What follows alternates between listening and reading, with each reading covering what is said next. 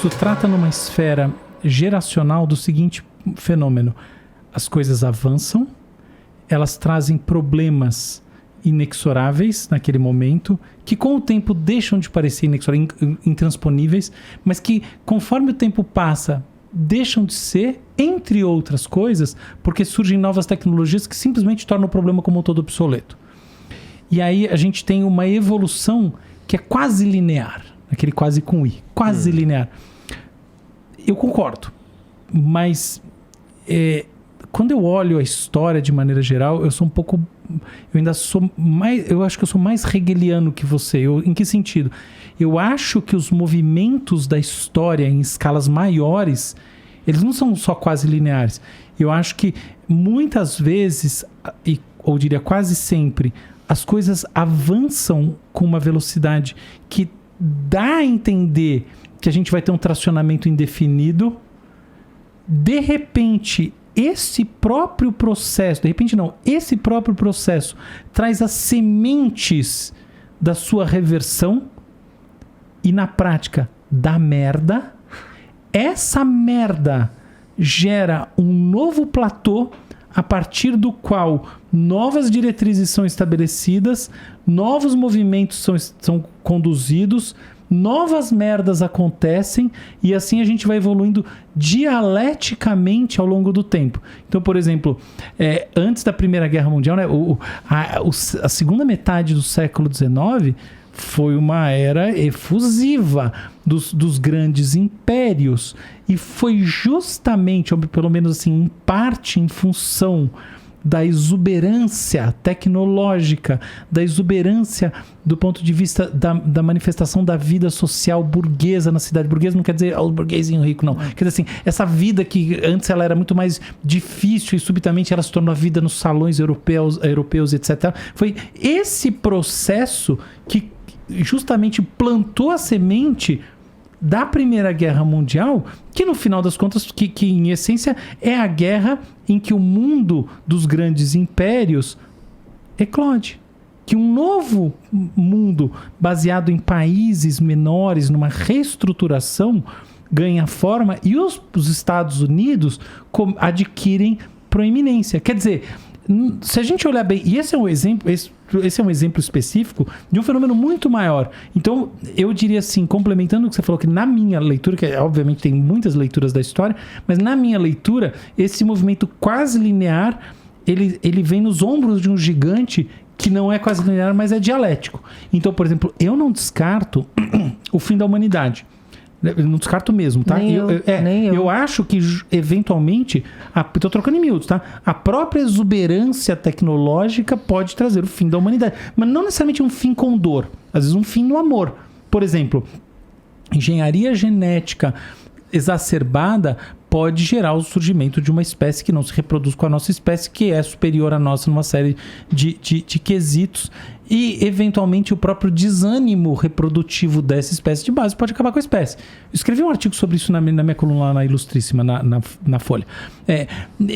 Entende? Isso é um caso limite, mas eu não descarto a ideia de que o progresso exuberante da inteligência artificial e outras tecnologias justamente encontre o seu momento de ruptura dialética de maneira muito conflitiva nas décadas futuras, e isso simplesmente sirva de novo platô para uma nova história que a gente ainda não conseguiu ver, e assim vai reproduzindo o que vem acontecendo, que o Hegel descreveu tão bem.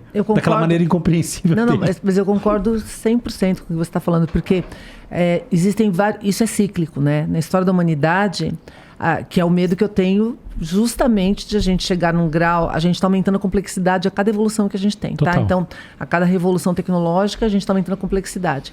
E chega um grau de complexidade que, se você não organizar isso, um mínimo para ir para o próximo, alavancagem, né? Vamos chamar isso que você falou, você colapsa. Então, só para dar exemplos disso, tem um lugar que... Eu adoro ruínas, eu adoro civilizações antigas, né? Nossa, eu sou fascinada.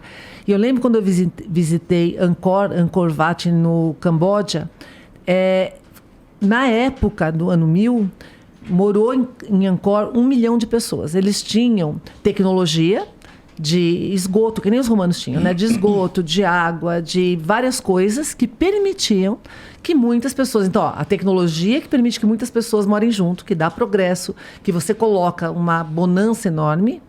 Essa tecnologia colapsa o que está em volta. O que acontece? Mais gente significa mais comida. Mais comida derruba a vegetação em volta para você plantar coisas para comer. Isso afeta o ecossistema, não chove mais. E o que aconteceu? Colapsou. E essa civilização... E tem Exemplo outros... precioso. Não é? É Precioso, muito legal. precioso. É isso aí, cara. Então, a tecnologia que te traz... Aliás, tem um livro que todo mundo tem que ler. Que tem um cara que há uns anos atrás, ele pensou assim, e se a internet não existisse mais? Se a internet... Imagina que a internet deu um pane, por algum motivo, e sai do ar. Aí ele começou a fazer... Chama 404 o livro, tá? Que é o código de quando você procura uma página e não acha. Que não existe. Isso, File not found.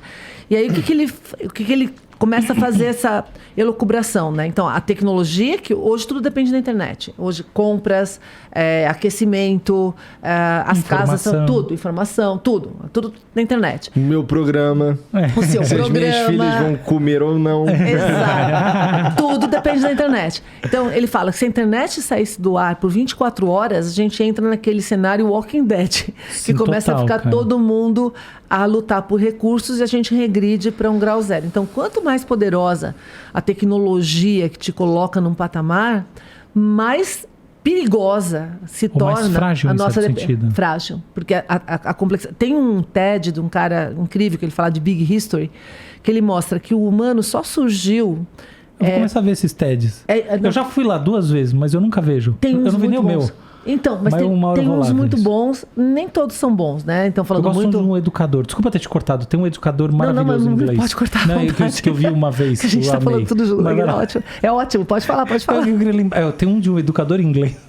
Ken que é maravilhoso. Robson, Sir Ken Esse Robinson. aí eu gostei muito. Ele é muito. Acho que incrível. o único TED que eu vi na vida que eu achei Sobre o que ele, sério. que ele fala, majoritariamente? Ele fala que Educação as escolas, inclusiva. ele fala que as escolas vão matar a criatividade. Mas mais do que isso, ele fala de um jeito bonito. Isso. Ele é gente boa. Ele é. Ele é um cara que você fala, poxa, Ele eu queria é. tanto que fosse meu Isso. amigo. Maneiro. Você acha que eu vou mandar uma mensagem Não, pra e ele? ele ver se a já gente fica- esteve no Brasil várias vezes pela HSM. Numa das vezes, eu trabalho com a HSM até hoje.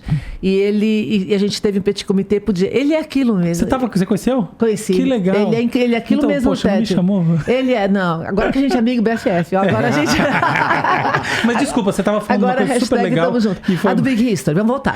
Aqui a gente não perde o fio da meada, aqui a gente só costura um pouquinho mais. Não, boa. Então, Big History, o cara fala que o humano apareceu porque o dinossauro desapareceu, senão não tinha espaço para o humano aparecer. Grande verdade. E é uma grande verdade. E a partir daí, o humano foi crescendo em complexidade, é o que a gente está fazendo, cada grau de revolução tecnológica crescendo em complexidade, até onde a gente está agora.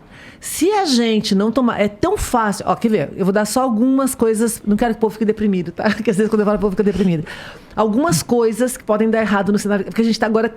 A complexidade é isso. Você depender de mais coisas, né? Quanto mais você depende de novas variáveis, mais complexo fica. Então, coisas podem dar errado. A gente está com uma guerra aqui da Ucrânia. A gente tem muitos analistas de guerra dizendo que tem uma probabilidade bastante grande, em 2 anos surge uma guerra entre Estados Unidos e China.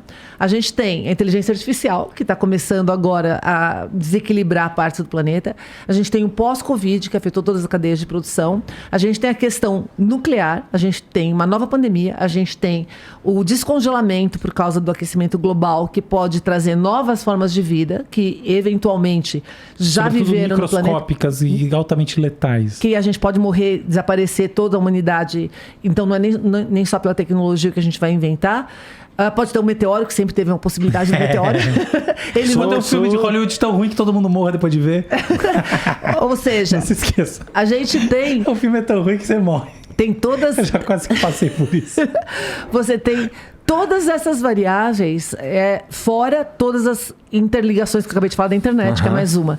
Então, assim, a gente está num patamar que ou a gente se organiza, em algum grau a gente cria acordos, ou a chance de dar errado vai aumentando. Então, assim, ou a gente Porque das outras vezes que deu errado... Eu adorei essa. Da outra vez que deu errado... Faz uma parada. Isso, gente, para tudo aí. Não, mas... Um brequezinho. Calma lá. Não é, mas o que a gente fala é que a ética, ela quer ir devagar. Porque você tem que pensar o assunto, né? Aí uma vez eu lembro que eu fiz participei de uma missão de negócios em Israel, faz aí uns 5, 6 anos. Aí o cara da empresa, da startup lá de Israel, ele falava assim, era de inteligência artificial, tá? Para mexer com marketing.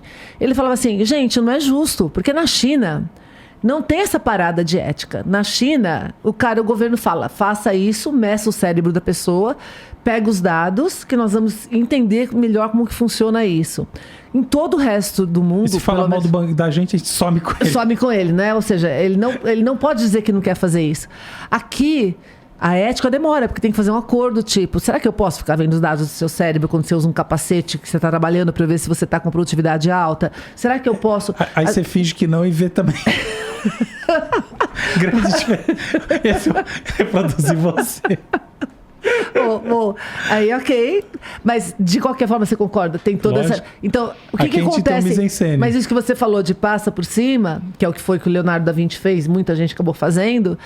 É porque você fica querendo avançar mais rapidamente. Você não vai ficar esperando que você está com uma competição global. O mundo não é igual. Tem lugar que deixa mais, tem lugar que deixa menos. Então, você percebe como é difícil. A ética deveria parar tudo isso daí. E você pensar... A ética deveria ser um fenômeno... Ou melhor, deveria ser um conjunto de preceitos globais. Mas ela não são preceitos globais. Não, é local. São preceitos locais. Esse que é o grande problema. É local. É um acordo local que é feito, é analisado diferente.